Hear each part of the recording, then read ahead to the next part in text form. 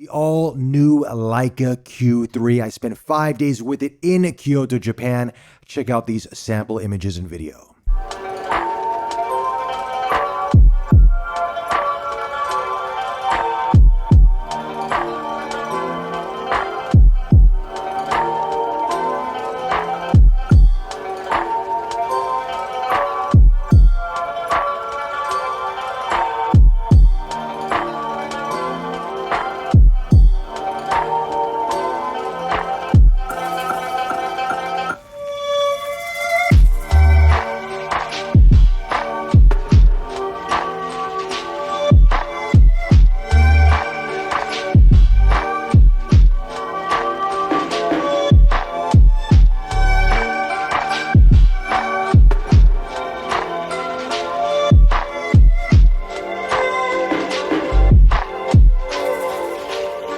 As you guys saw from the photo and from the video, I got to tell you, this is it's a very, very impressive camera, guys. I think a lot of you out there who are on the fence, who are like, do I get a Q2 or do I wait for the Q3? You're going to be very happy to go for the Q3. Now, maybe a little bit more expensive than the Q2, but you are getting so much more in terms of functionality out of the Q3 than the Q2 that to me, it's a no-brainer. If you're already spending that kind of money, just spend a little bit more and you are going to be future-proof for quite some time. Because Leica doesn't update their cameras as much as the other manufacturers out there, so you got a good 3-4 years with the Q3.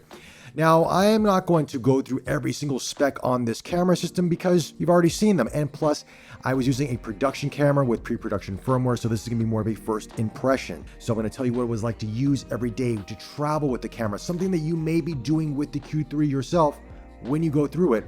I'll be talking about that with you guys right now. Okay, so what is it like to use day to day on a trip?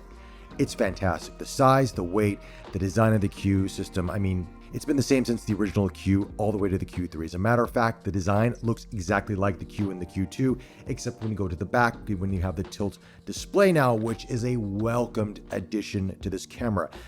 I don't even know why they never had this in the beginning because honestly speaking, it just makes photography so much easier with the size and the way that the camera is designed that you can go waist level, you can be more creative with your shots and with your video shots. It is spectacular, it's well designed, it is robust. Leica has done a great job with this display. Now, some of you may be saying, but Bobby, why not a flip out rotatable display? Didn't we see some sort of leak? And I'm like, look guys, I don't know. But at least Leica has given us a tilt display. It's a step forward. Outside of that, what are some other things that I noticed with this camera system?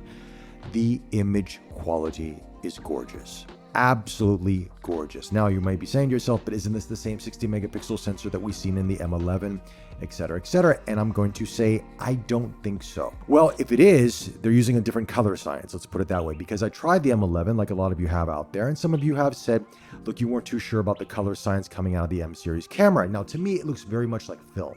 But to others, they weren't too happy with the magenta shift or a little bit more reddish hue to it. And it's not something that you notice, but if you put it next to other camera systems, you may notice it more than others. It's not a deal breaker to me. I can fix it on Lightroom or Capture One, but to each their own. But the Q3 has a different color science. It's much more neutral. It's vibrant.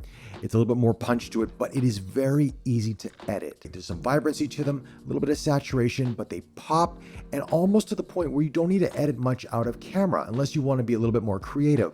It's a much more of a neutral profile, in my personal opinion, and I think a lot of you out there will really enjoy that, especially if you like to spend some time in Lightroom or Capture One. You're going to like what the base of this image gives you, and the dynamic range is also really impressive, but it's the sharpness, the detail, the clarity. This 28mm 1.7 lens, we've seen it all the way from the very beginning with the Q. It's always been a spectacular lens. When you see it paired with a 60 megapixel sensor, by the way, you will be like, wow. What else did I like about the Q3? I'm going to say the video. I am really impressed that they've actually packed in 8K video into a camera like this. I mean, it's small, it's compact. You're getting kind of better video specs than the SL2 and SL2S for that matter. I mean, it's kind of shocking that they put this much in terms of the functionality for video into the Q3. I wasn't expecting that. I mean, obviously the Q2 had 4K video, and I was like, okay, maybe they'll stick around 4K, maybe 6K max, but 8K, 10-bit 420 files, ProRes FHD. I'm like, okay, call me shocked. It's really good. Now, there are some caveats to this, and I'll talk about that right now. With Cine 8K or with 8K in general, you're not going to be able to record that long a period of time. Okay, so if you're looking to wanting to record a half hour or more, it's not going to happen. For me personally, in my studio, I was getting about 15 minutes and then I just let it cool off and it would turn back on. It's fine. 4K will last quite a bit of time. There's no issues with that, but 8K you are limited and it is expected. You're using a UHS-2 card, by the way. You're not a CF Express, which I wish they had CF Express, but it's only UHS-2. And it's one card slot. And I think the design, I think they've kind of factored in heat dissipation to some extent, but again, 8K is really going to get a camera hot and you are going to see that. So just keep that in mind. But if you're shooting 4K or 1080, no issues whatsoever. You will be happy with it. Let's talk about the autofocusing on this bad boy. The autofocusing, this is the first time we're seeing a phase detect system. It's a combination system, contrast-based and phase detect system in a Leica camera. Now, we knew this was coming, of course, with the partnership between Leica and Panasonic, and you're seeing sort of that buildup coming in here first to the Q3, and that to me lays the groundwork for what's to come in the future with Leica. Perhaps a future SL camera will have it. I'm guessing it will be. There's been no rumors of such, but come on, it just makes sense, right? Right. But let's talk about it for a second. How is it over the Q2 and also the SL2, SL2S, etc., etc.? And I will tell you that I've tested the camera a couple times over the past few months. First time, it was really primitive firmware, so there's a lot of hiccups. It was a really nervous autofocusing system. It was fast, but very nervous in terms of like just searching all around to find subjects and to find whatever wants to lock on, and sometimes it just couldn't lock on with certain things. That was 3 months ago. Today, it is way, way better. I would say 90% better than what I tried previously. And it's still on pre-production firmware. So I'm guessing by the time that you guys get this in your hand, it will be even better. You do notice the phase detect system kicking in. The eye detection, the subject detection, the face detection is on point. I was getting a lot more shots in focus than I was with a contrast-based system. Let's say with my SL2S reporter, I was getting a lot more shots in focus with the Q3. It is very quick detecting subjects. As a matter of fact, if you have let's say a crowd of people, it will go nuts just detecting subjects left, right, center. It just finds them. Whoever is closest to the camera, you've got that yellow box. Now you do have arrows to select different subjects, but sometimes it works and sometimes it doesn't. I'm going to put this up as a firmware issue and something they'll probably fix in future firmwares probably by the time you get the camera. So there's no way to fine tune the autofocusing in terms of how it performs like you can in the SL2 and SL2S. That's not in the Q3 at this moment in time. Perhaps that can come with future firmware updates, and hopefully they do that. So let's say if you want to have it more steady or be more erratic, depending on what you're photographing or videoing, then you can set the autofocus to be as such. You don't have it right now, but it is a marked improvement over the previous Leica autofocusing systems that we've used thus far. So what else did I like about it? Battery life. Now, when you have a 60 megapixel sensor, by the way, I didn't mention this, but you can also reduce the DNG size to 36 megapixel or 18 megapixel, just like the M11, so you have that functionality there. But when you have that, you have 8K video and 4K video and all that stuff, and 10-bit 420, et cetera, and ProRes. You're probably wondering, how's the battery going to perform? And it performs relatively well. Now, for the most of you out there, you'll primarily be using the Q3 for photography, I'm guessing, and it will last you a full day and maybe then some, depending on how you use the camera. For me personally, when I'm using the camera, I turn it on. When I'm not using it, I turn it off to preserve battery life.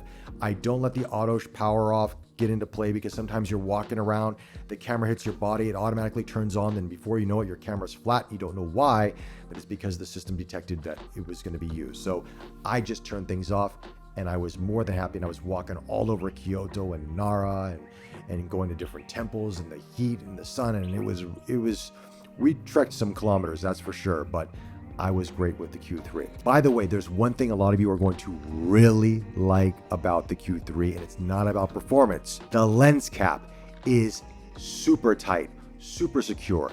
A lot of people complain about the Q lens cap. It would just pop off, it would fall off. This thing you're going to have to really pull off to get it off. They have done a great job securing this lens cap. You are never going to lose this thing unless you lose it on your own, because it will not come off the camera system. Just putting that out there. What are some of my wish lists in terms of improvements I would like to see on the Q3 going forward? Okay, first and foremost, why don't we have a headphone jack or mic jack on the camera system? I was a little bit shocked by this one because, I mean, I could understand with the Q and the Q2 to some extent because, look, it is primarily a photographer's camera, right? But when you're introducing 8K and 4K and ProRes, et cetera, you would think that Leica would look at it and go, this could be a very formidable video camera for a lot of content creators out there. I absolutely, for me, if it had these two things, I would be on board 100%. But it doesn't. So how do I record audio? I got to use, for example, my studio here, I have to use my mic. I have to record into my Zoom F6. Then I have to sync it with the scratch audio that I would have to use with the Q3. And that's how I would do it. As a matter of fact, my Leica M11 monochrome video, that was shot with the Q3. I just couldn't mention it because obviously it was embargoed, but that whole video was shot with the Q3. And that's how I had to record audio. So according to Leica, now this is according to them, there will be a future firmware update that will allow some sort of audio interface through the USB-C port. Now I don't know if it'll be an adapter that they'll sell or if it's something, let's say a Rode Wireless Go 2 or a DJI mic that you plug into the USB-C port. I don't know if that will be the case, but yeah, and unfortunately there won't be a headphone jack unless they have an adapter. Next, I would love to see internal storage inside the camera system. Now we have this with the M11 and then the M11 monochrome, which gave us 256 gigabytes of onboard storage for the latter, which is fantastic. And I love that Leica did this. They started doing it with the M11, which was 64 gigabytes and then 256.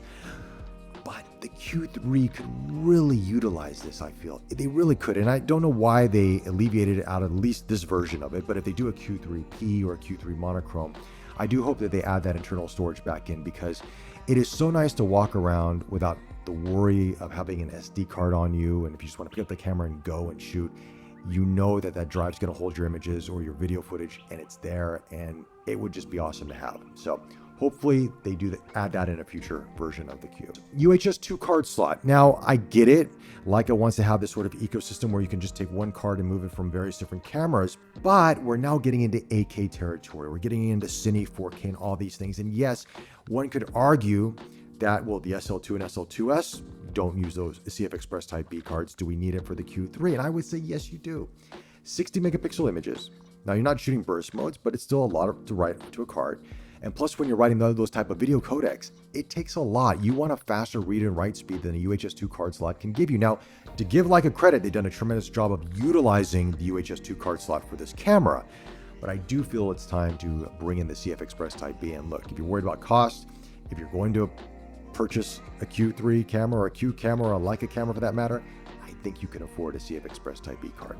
That's just me putting it out there. But to wrap this up, I thoroughly enjoyed using the Q3 on this trip especially. I mean, when you spend 5 days with the camera system, you're using it day in and day out, you're traveling around with it, it's around your neck, you're using it all the time. You get to know a camera system a lot more intimately than you do just kind of reviewing something like I normally do here. It was such a joy to use, and to look at the files and look at the images when I was done. I was like, oh man, they are so crisp, they're so clean, they're so beautiful. It just made it a joy to use. And, you know, I mentioned some of the things I wish were improved, but these are not deal breakers, by the way. If you are primarily getting the Q3 for photography, you're going to love this thing.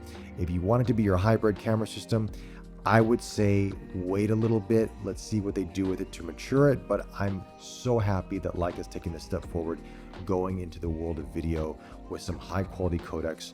I'm giving you some really good video specs, and I can't wait to see what they do with future cameras coming on board. So guys, those are my thoughts on the Q3. Let me know your thoughts in the comment section below. Are you a fan? Are you picking this up? Or are you going to hold off or just maybe get a Q2? Love to hear from you guys. If you like this video, subscribe to the channel. Helps me out a lot. Take care, stay safe, and I'll chat to you soon.